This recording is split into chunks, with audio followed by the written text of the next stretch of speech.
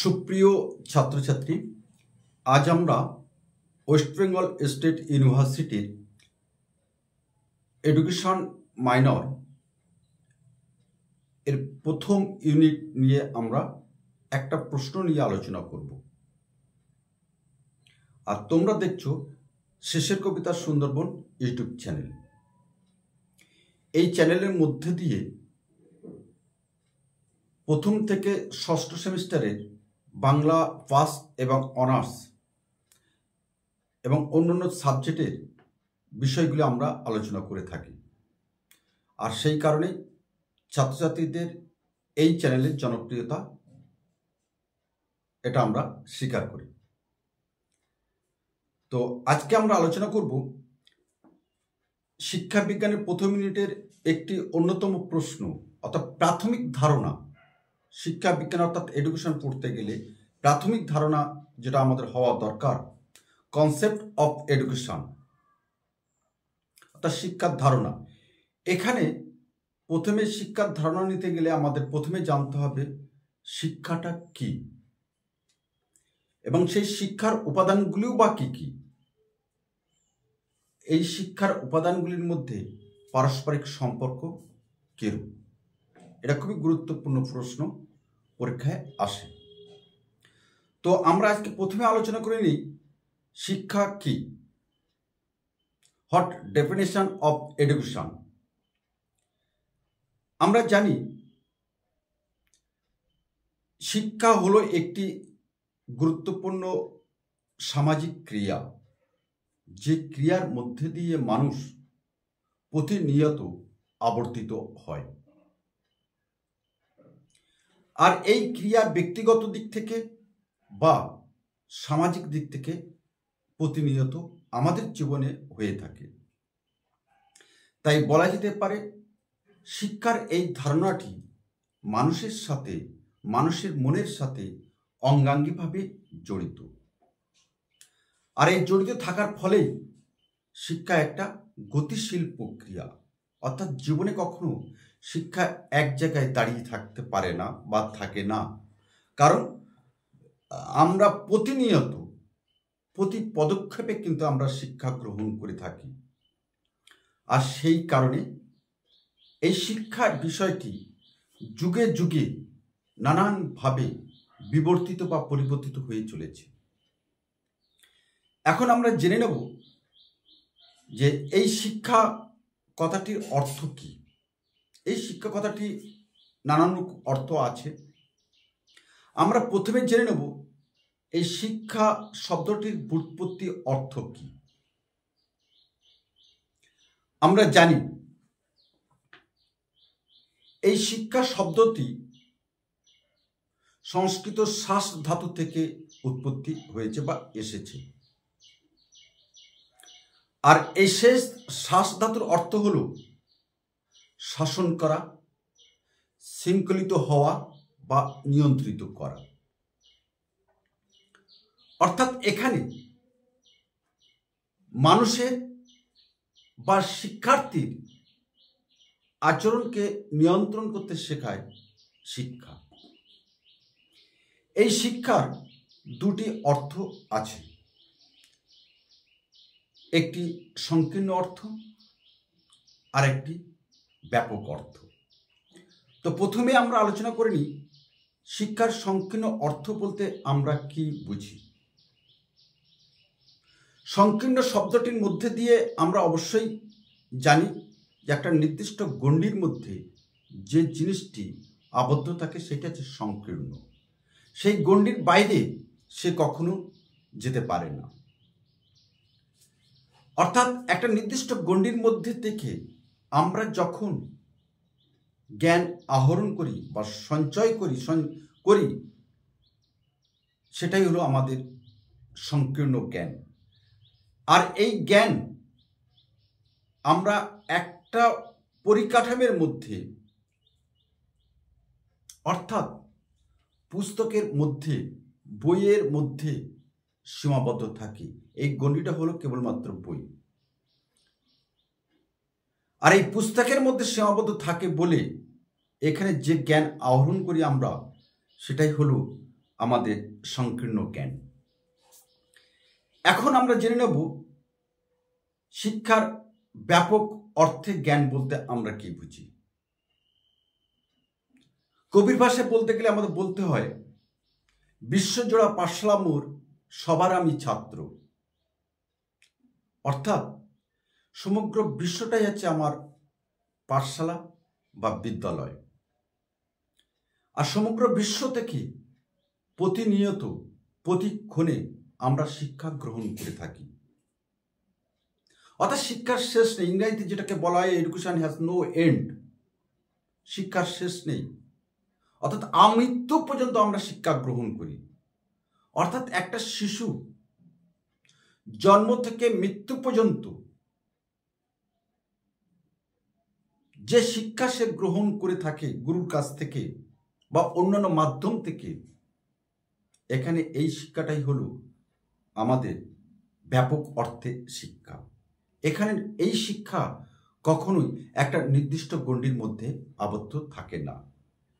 অর্থাৎ মূল কথা হলো, শিক্ষা হলো সেই বিষয় যা আমরা অর্থাৎ শিক্ষার্থী বা শিশু জন্ম থেকে মৃত্যু পর্যন্ত সে যে অভিজ্ঞতা, যে শিক্ষা, যে ধারণা সে গ্রহণ করে থাকে, সেটাকেই আমরা শিক্ষা বলবো। এবার আমরা আলোচনা করব শিক্ষার উপাদানগুলি কি কি। এই আলোচনাটা আমরা এবার করে নেব এবং সেই আলোচনা করতে গিয়ে আমরা প্রথমে বলতে পারি যে শিক্ষার প্রধান উপাদান হলো শিক্ষার্থী অর্থাৎ শিশু। কারণ আমরা জানি এই যে পাঠকেন্দ্রে আমরা বসে আছি, যে ক্লাসটা আমরা নিচ্ছি, আমার সামনে যদি কোনো শিক্ষার্থী না থাকে তাহলে কিন্তু শিক্ষকের মনের মধ্যে যে স্ট্রেন, যে শক্তি, সেই শক্তি কখনো স্ফুরিত হয় না। সুতরাং শিক্ষার প্রধান উপাদান হলো শিক্ষার্থী।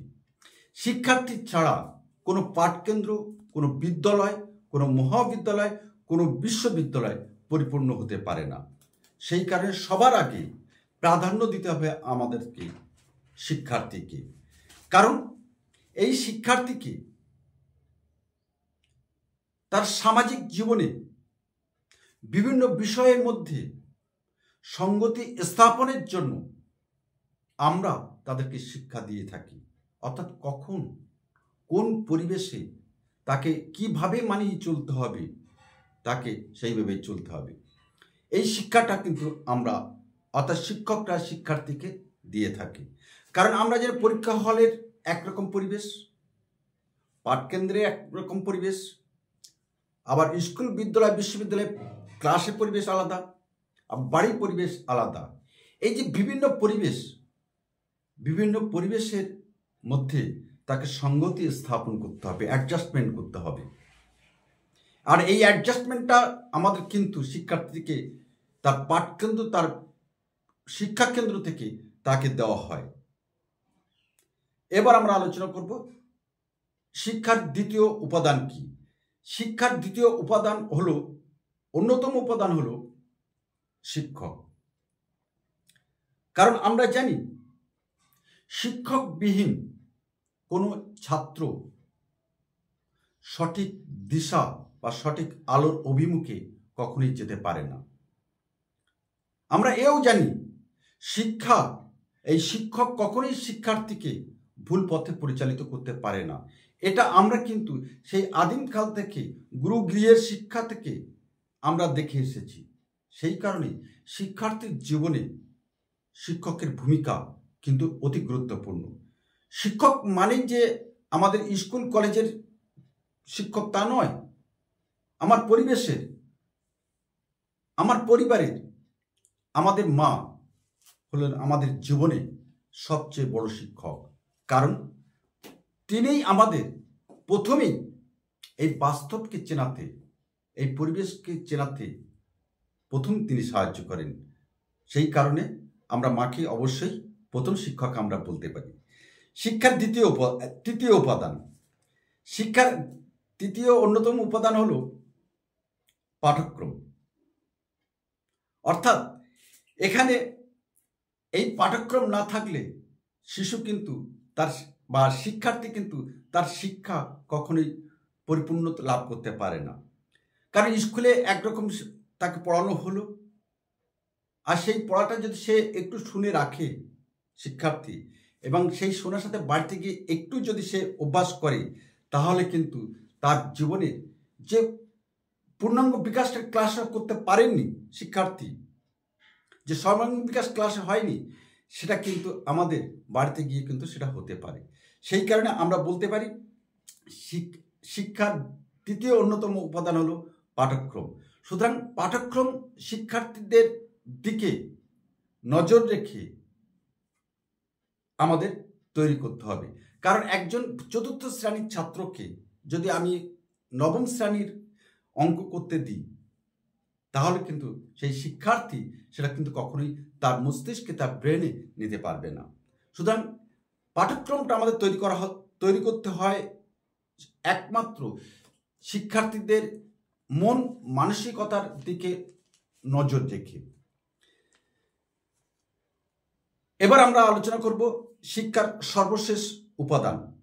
শিক্ষার সর্বশেষ উপাদান হল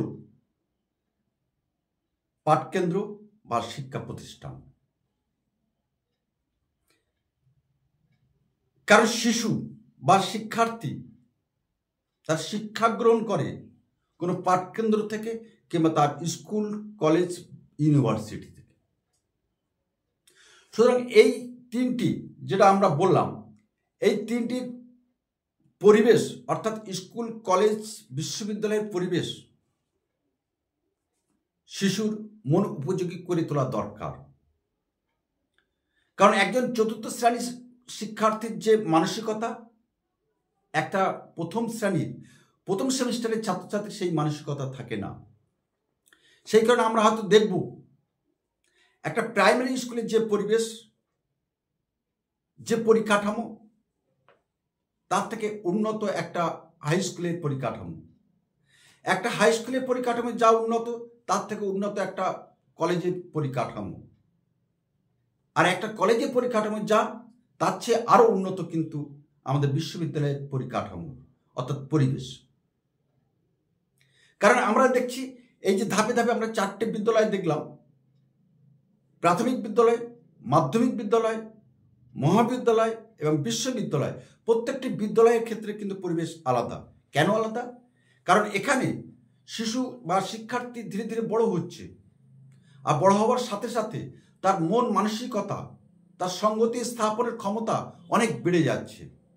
এখন যদি কলেজে প্রাইমারি স্কুলের পরিবেশটা যদি করা হয়, ছোট্ট একটা ঘর, এক ঘরে একটা হল ঘর, যেখানে একদিকে first semester, second semester, third semester, fourth semester ছেলেমেয়েদের যদি বসানো হয়, ছাত্রছাত্রীদের বসানো হয়, তাহলে কিন্তু সেখানে শিক্ষা গ্রহণ হতে পারে না।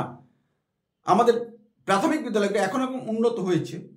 আমরা যে সময় প্রাইমারি বিদ্যালয়ে পড়েছি, তখন কিন্তু একটা ঘরের মধ্যে থেকে সমস্ত কিছু তাকে শিক্ষা দেওয়া হয়েছে। তাই এই ছিল আজকে আমাদের আলোচ্য বিষয়। যা তোমাদের যদি আজকে এই আলোচনার বিষয় ভালো লাগে, তাহলে অবশ্যই আমাদের চ্যানেলটি সাবস্ক্রাইব করে আমাদের পাশে থাকবে। তাহলে আমরা আগামী দিনে আরও ভিডিও তৈরি করতে আমরা উৎসাহ বোধ করব। তো আজ আমরা আসি।